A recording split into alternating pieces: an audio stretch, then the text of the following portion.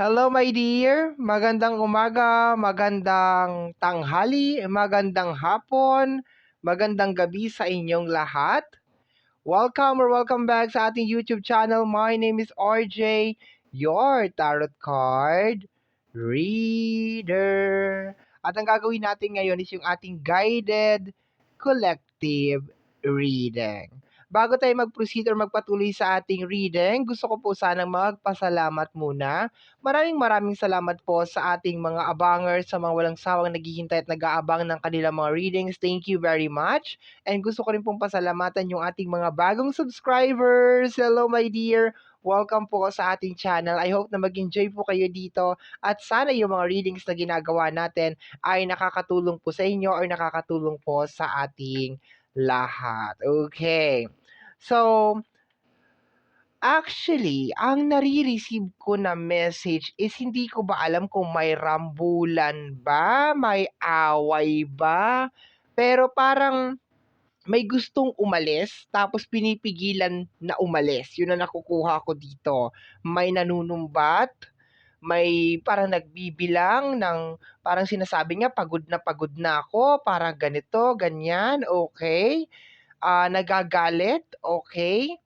So, away ba, I'm little bit confused kung away ba to ng mag-asawa, away ba to ng magkaibigan, or kaya nga sabi ko, sige, uupo na ako dito at tatanungin natin yung ating mga cards kung ano ba tong away na nangyayari, no? Kasi kanina ko pa naririnig, no? Kanina ko pa naririnig yung away nila. Hindi matigil-tigil. Okay. So tingnan natin, my dear. Spirit guide, ancestors, angels. Ano po tong message na nare-receive ko? Ano po tong kaguluhan na nangyayari ngayon sa aking tenga? Bakit ang ingay nila at sa tenga ko pa talaga? Okay? Tingnan natin, my dear. Ano po tong nangyayari? Paki-clarify po. What is going on? Ay.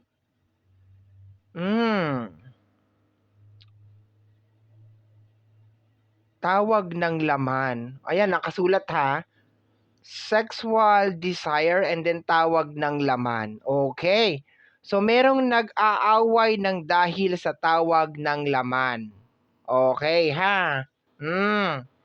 So, I think yun yata ang pinag-aawayan, ha? Ayan, marami pa tayong cards na kukunin. Pero meron tayong ditong sexual desire at saka tawag ng laman. Okay. Tingnan natin, ha? Paki-clarify po. Ay. Parang nangangako 'to, tingnan mo, parang nagpa-promise. Tingnan mo.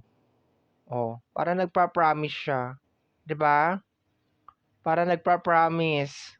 Tapos ito naman, 'di ba kung maano nito, ayan basta kita mo naman yung para silang magki-kiss. So ang nakukuha ko dito, my dear, is parang may nagagalit ng dahil may sumira ng pangako. Okay. Like nangako siguro siya na hindi niya na gagawin yung isang bagay pero ginawa na naman niya ulit. Okay. Tingnan natin, ha. Let me see. Paki-clarify po yung message na na-receive ko. Ayun na nga. Conflict. Ayan, nag-aaway na nga. Ayan na, nagsasagutan na. Ayan na, nag-aaway na. So, ang pinag-aawayan nitong dalawang ito ay may kinalaman sa isang pangako na konektado sa tawag ng laman. Baka mayroong natuklasan, 'di ba? Baka mayroong nalaman. Ayan, tingnan natin, ha. Medyo magdadahan-dahan ako dito kasi hindi ko sure kung ano ang ha. I'm not really sure. I can stop thinking about you. I can stop thinking about you. Merong nag-iisip daw sa'yo, collective. Okay, iniisip ka nasama ka dito. Okay. So, isa sa kanila iniisip ka, my dear. Isa sa kanila ay iniisip ka. Okay. Alam mo nakukuha ko na energy, my dear? May gustong bumalik sa'yo. May gustong bumalik sa'yo tas pinipigilan niya. Pinipigilan nitong babaeng 'to, yun ang nakukuha ko, my dear. Baka nag-usap na sila na parang, 'di mo na babalikan yun, 'di mo na siya kakausapin, parang gano'n. Okay, tingnan natin ha. Pero merong nag-iisip sa'yo ngayon. As of this moment, iniisip ka niya. And part ka siguro nung pinag-aawayan nila. Okay. Tingnan natin ha. Let me see. We have here, disturbance. Burden. Unpleasant feeling. May nakakaramdam daw ng hindi magandang pakiramdam. Parang ganon. Parang hindi komportable na pakiramdam tungkol sa nangyayari. Pero so far, yung datingan ng reading natin, my dear, it's more on parang may gusto nang umalis. Parang gusto niya nang umalis, parang gusto niya na magpakalayo-layo, parang ganon. Tapos, pinipigilan siya, yun ang nakukuha ko, kaya sila nag-aaway. Parang nagsiselos yung babae. And then, itong sexual desire, parang sinasabi ng babae na, katawan ko lang tawag mo, ganito ganyan, hanap mo, yung parang gano'n ang nakukuha ko. Yung para bang nanunumbat yung babae or nagwawala or nagagalit, parang gano'n. Tapos kung ano sinasabi niya do'n sa lalaki na hindi mo mapigilan yung tawag ng laman, gano'n, ganyan. Pero there's a tendency, my dear, na hindi alam nung babae na yung pinagseselosan niya ay ikaw. Ang akala niya, ibang tao ang pinagseselosan. Pero ikaw yung nasa isip nitong tao na 'to as of this moment. As of this moment, habang nag-aaway sila, ang nasa isip niya ay ikaw. Pero ang sa isip naman nung kabila, parang meron siyang pinagseselosan na iba. Parang hindi masabi na, parang gusto ko nang bumalik kay ganito, gusto ko na siyang makasama, hindi niya masabi. Okay. Let me see, next card pa tayo.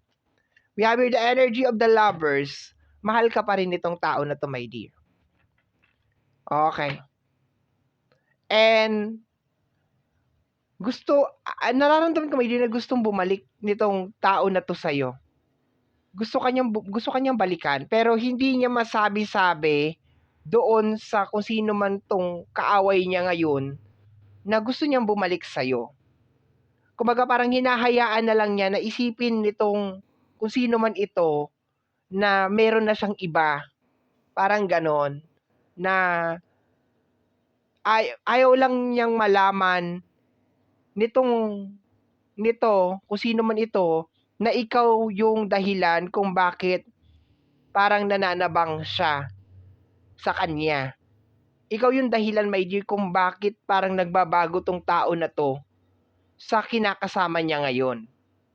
Okay, ikaw yung dahilan. Ikaw collective, ikaw ang dahilan. Pero ang pinag-aawayan nila is ibang tao. May nadadamay na ibang tao, my dear.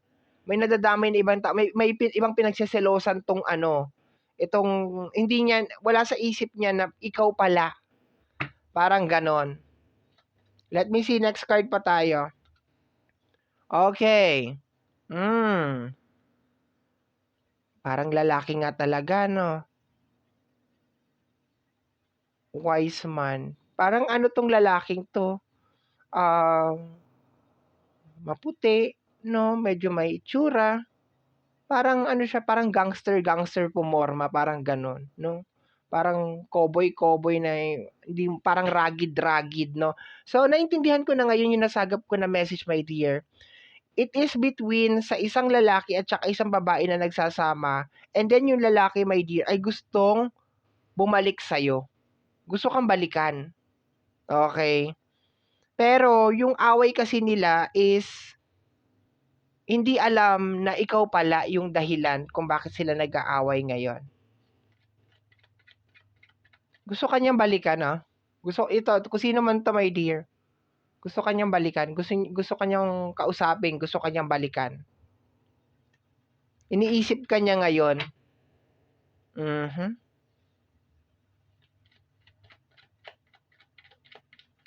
Okay, what is this? We have your energy. Oh, 'di ba third party, sabi ko na eh. Third party issue.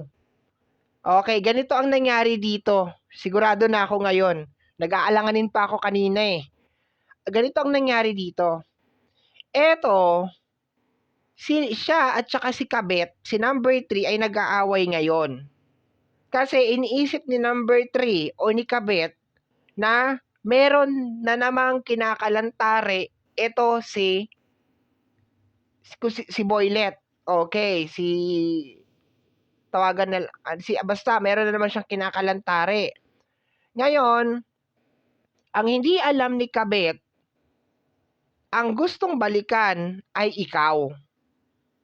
Kasi parang toxic itong si Kabet. Okay, toxic siya. Toxic si Kabet.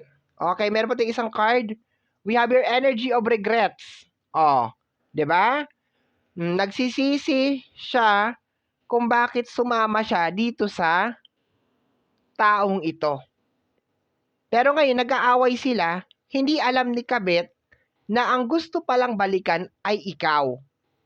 Ang kinagagalit niya ay ibang tao. Ang pinaghihimutok niya, my dear, ng butche ay ibang tao.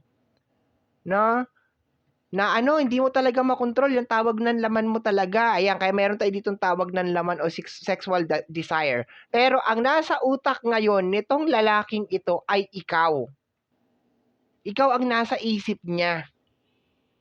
Ikaw ang gusto niyang balikan. Hindi lang niya masabi-sabi kay Kabet kasi lalo magliliyab to. Lalo talagang magliliyab. Pinipigilan niyang lumabas ng bahay, pinipigilan niyang pumasok, pinipigilan niya, gusto niya nandun lang, binabantay sarado niya ito. Bantay sarado. Tingnan natin Ngayon naintindihan ko na kung bakit sila nag-aaway. I wish I had treated you better. Di ba? Sana daw trinato kanya ng maayos. Ngayon niya na-realize, my dear, na yung pinalit niya sa'yo ay mas masahol pa. Akala niya langit na, impyerno pala. No? Tingnan natin. Sana daw trinato kanya ng maayos. Nagsisisi tong tao na to.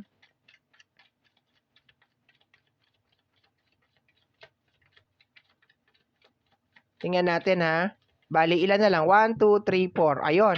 Okay na. Naintindihan ko na. Talaga naman, nag-away pa talaga kayo dyan sa ko.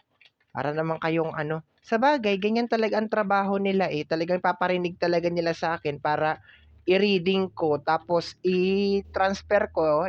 Ganun talaga. We have here backstabber, traidor. My dear, hindi ko maiwasan. Baka kaibigan mo to. No? Baka kakilala mo yung third party, no? Parang gano'n ang nakukuha ko. Pero, isang tabi natin yon. Kumbaga, parang maliit lang na chance, my dear, na parang kakilala mo tong umahas din, my dear, sa partner mo, no?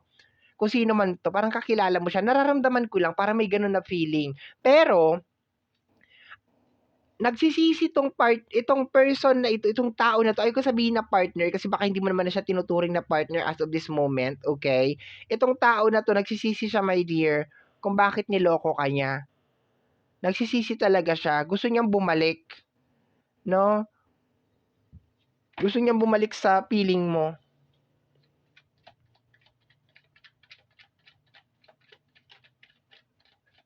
Napaparaning ngayon yung isa, nag-iisip ngayon yun.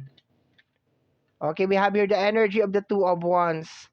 Hindi siya makapag-decide Alam mo, iniisip ka niya ngayon, gusto niya, kasi nagkakaroon ng comparison, my dear na ikukumpara ka niya dito sa bago. Na ikukumpara ka niya dito sa bago, my dear. At malayong malayo kayong dalawa. Kumbaga kung bibigyan siya ng pagkakataon, pipiliin ka niya. Babalik siya sa'yo. Pero ang problema, dahil masyadong parang tigre itong ano, grabe kung magalit 'no, itong kung sino man ito na kanyang kausap, itong si Kabit, tigre, as in tigre talaga. As in nagwawala talaga siya. Hindi niya maano, hindi niya masabi-sabi na parang gusto niya ng bumalik sa'yo.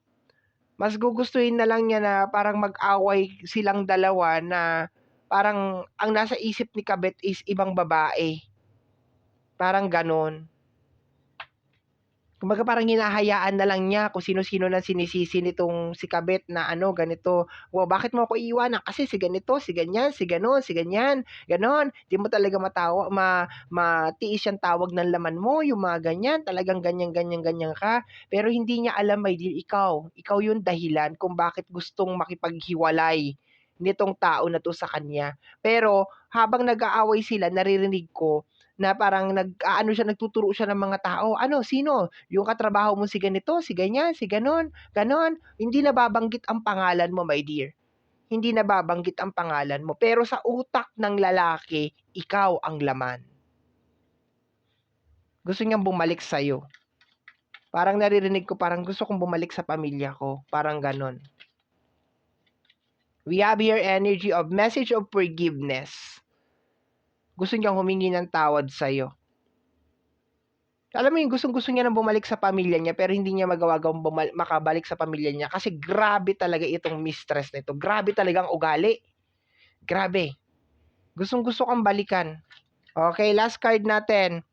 We have your energy of spying. Ay, stalking. Ay, ini-stalk ka niya. Ini-spy ka nitong tao na to. Siguro habang ini-stalk ka niya, habang nakikita ka niya, nagre-regret to, umiiyak. Nakikita ka niya, umiiyak siya. Pero gusto niyang bumalik sa'yo, my dear. Oh, naintindihan ko na kung bakit nag-aaway. Yon. So, my dear, huwag ka na magtaka kung biglang isang araw biglang may sumulpot dyan na mukha sa harapan mo. 'Di ba? Asawa mo pala. No? Kasi as of this moment, nagrarambulan talaga silang dalawa. No? Ang ano ko lang dito, sana sabihin na lang niya, 'di ba? Ayoko na sa'yo, babalik na ako sa asawa ko or sa dati kong kinakasama or something. Sabihin na lang niya. Ngayon napapraning yung Kabit Napapraning siya. Ano, babalik ka kay ganito, babalik ka. Ano, ano pinalit mo si ano, katrabaho mo si ganyan, si ganon. Actually, wala akong narinig na babalik eh. Meron siya mga pinaghihinalaan. Meron siya mga pinaghihinalaan, my dear, na parang kinalolokohan ni Guy. Pero ikaw, hindi ka nababanggit. Ewan ko bakit di ka nababanggit. Baka matagal na kayong hiwalay or baka alam niya na wala, imposible na babalik sa'yo, parang gano'n, no? Hindi ka nababanggit. Ibang mga babae ang nababanggit. No? Pero I have this very, very strong feeling, my dear, na kung mabibigyan lang ng pagkakataon tong tao na to, babalik talaga to. Babalik siya. Nagsisisi siya, ayan oh, third party, tapos regret, tapos I wish I had treated you better. I can't stop thinking about you. 'Di ba? Nagulat nga ako bigla kang pumasok dito sa reading kasi akala ko talaga may nag-aaway lang na mga mangkukulam na naman. Akala ko may mga nag-aaway na naman ng mga mangku. 'Di ba? Mga lot-lot and friends, 'di ba? Nag-aaway-away na sila. Hindi pala, napunta na naman tayo sa love. Okay. So my dear, yan po nasagap natin na message energy para sa araw na ito. Kagaya po na lagi ko sinasabi, ang tanging hiling at dasal ko lamang po sa ating buong may kapal na ang mga readings na ginagawa ko ay nakakatulong po sana sa ating lahat. Maraming maraming maraming salamat po. Thank you, my dear. Take care of yourself. Bye-bye.